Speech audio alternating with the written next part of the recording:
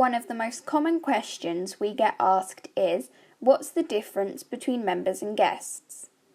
Clinked offers both within its platform, but it's important to understand when to use the guest functionality and when assigning full member status would be more appropriate. To start with, let's look at members.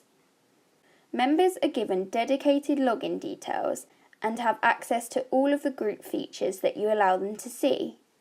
To create a member, super administrators can create and invite somebody from the main members list, or group administrators can invite members directly from within their group members list. Even though members have access to more features of your group than guests do, you'll also have more flexibility with how you control what they can do within the portal.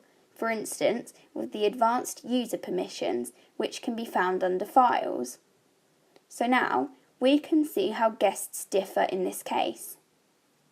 Guests are users that access specific content, however they aren't given login details in order to view that content and can only access single files that are shared with them.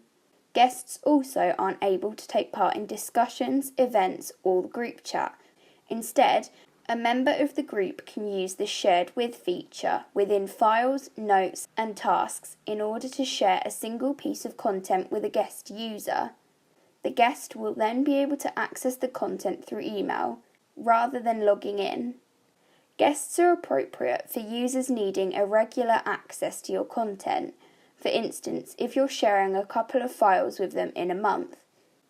If you'd like to find out more, you can head over to our website at clinked.com.